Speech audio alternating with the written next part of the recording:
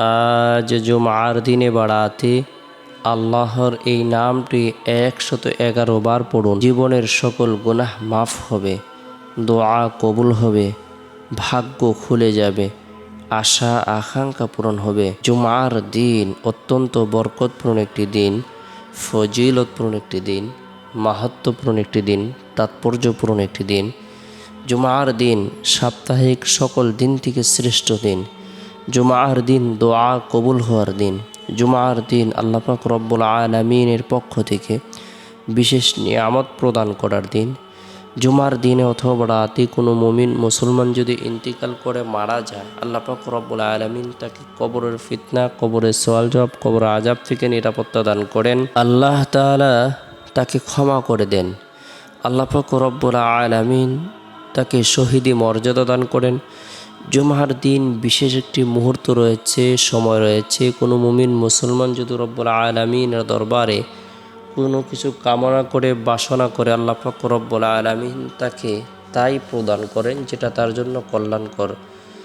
জুমার দিন আল্লাহ পাক রব্বুল আলামিন হযরত আদম আলাইহিস সালামকে সৃষ্টি করেছেন। জুমার দিন আল্লাহ তাআলা হযরত আদম আলাইহিস সালামের দোয়াকে কবুল করেছেন। জুমার দিনে যত প্রাণীকুল রয়েছে, যত সৃষ্টিজীব রয়েছে, যত মাখলুকাত রয়েছে, কেবলমাত্র জিন ও ইনসান ব্যতীত সকলে আল্লাহ তাআলার ভয়ভীত সন্ত্রস্ত থাকে। জুমার দিনটিকে স্বয়ং নবী করিম সাল্লাল্লাহু আলাইহি সাল্লাম গুরুত্ব দিতেন। আজও পর্যন্ত মুমিন মুসলমানরা জুমার দিনটিকে গুরুত্ব প্রদান করে থাকেন। জুমার দিনের বিভিন্ন আমলের কথা হাদিসে উল্লেখ রয়েছে।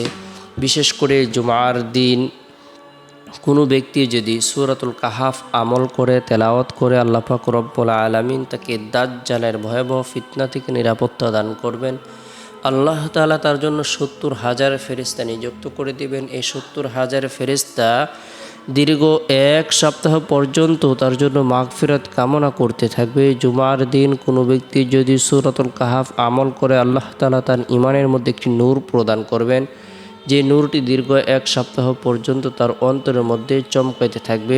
জুমার দিনটি অত্যন্ত গুরুত্বপূর্ণ একটি দিন। জুমার দিন আমরা ফজরের নামাজের পর থেকে নিয়ে জুমার নামাজের আগ পর্যন্ত যে সময় থাকবে, এই সময়ের মধ্যে সূরাতুল কাহাফ আমল করার জন্য চেষ্টা করব।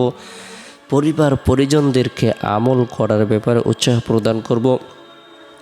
এরপরে জুমার দিন জুমার নামাজ সম্পূর্ণ করার পর মা বোনেরা জোহরের নামাজ সম্পূর্ণ করার পর নির্জনে নিরিবিলি এক পরিবেশের মধ্যে বসে আল্লাহ পাক রব্বুল আলামিনের গুণবাচক বরকতপূর্ণ এই নামটি 111 বার আমল করব।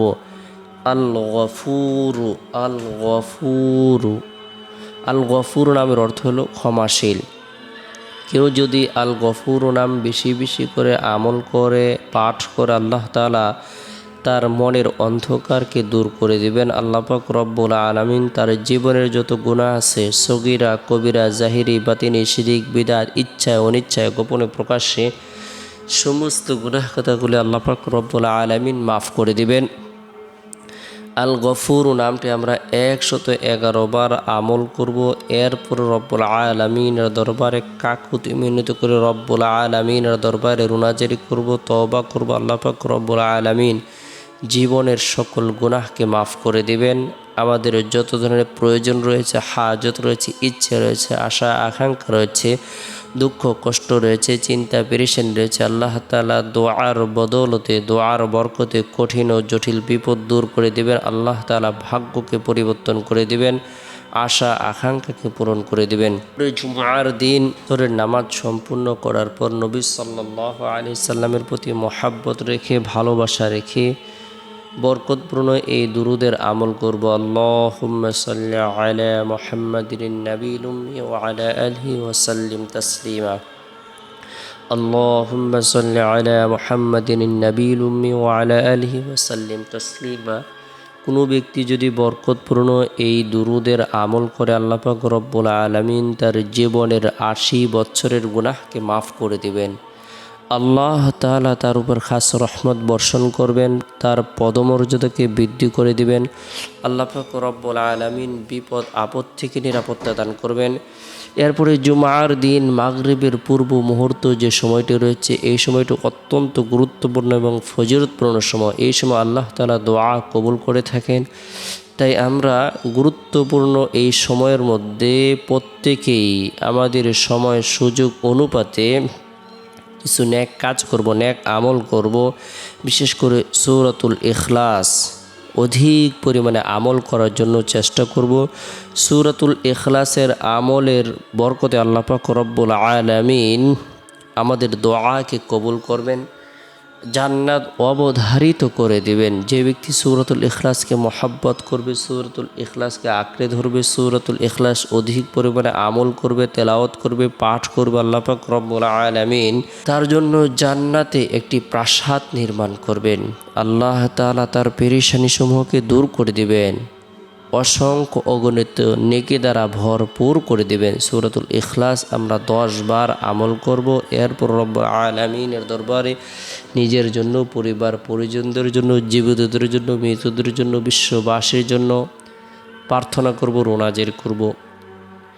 এরপরে জুমার দিন শেষ হওয়ার পর যে রাত আসে, এই রাতটি হলো ফজিলতপূর্ণ একটি রাত। এই রাতের মধ্যে বিশেষ করে মাগরিবের নামাজ সম্পূর্ণ করার পর ফজিলতপূর্ণ ছোট্ট একটি দোয়া, আস্তাগফিরুল্লাহ আস্তাগফিরুল্লাহ আস্তাগফিরুল্লাহ 3 বার আমল করব। কোনো ব্যক্তি যদি ফরজ নামাজ সম্পূর্ণ করার পর আস্তাগফিরুল্লাহ, আল্লাহ আমাকে ক্ষমা করুন, আল্লাহ আমাকে ক্ষমা করুন, আল্লাহ আমাকে ক্ষমা করুন, এই দোয়াটি 3 বার আমল করে আল্লাহ তাআলা তার জীবনের সকল গুনাহকে মাফ করে দিবেন। যদিও তার গুনাহ সমুদ্রের ফেনা পরিমাণ হয় না কেন, মরুভূমির বালুকারাশি পরিমাণ হয় না কেন, পৃথিবীর সমস্ত দিন পরিমাণ হয় না কেন, পৃথিবীর সমস্ত রাত পরিমাণ হয় না কেন, বৃক্ষের পাতা পরিমাণ হয় না কেন, আল্লাহ পাক রব্বুল আলামিন তা ক্ষমা করে দিবেন। আস্তাগফিরুল্লাহ আস্তাগফিরুল্লাহ।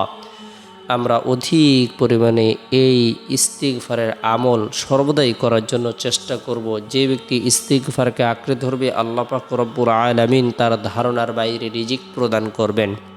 এরপরে জুমার দিন এশারের নামাজ সম্পূর্ণ করার পর সুবহানাল্লাহ 33 বার, আলহামদুলিল্লাহ 33 বার, আল্লাহু আকবার 34 বার, এই তাসবিহ তাহলিল তাহমিদগুলো আমল করব। এরপরে রাতে ঘুমানোর পূর্বে আল্লাহুম্মা বিসমিকা আমুতু আহইয়া এই দোয়াটি পাঠ করে ঘুমিয়ে যাব।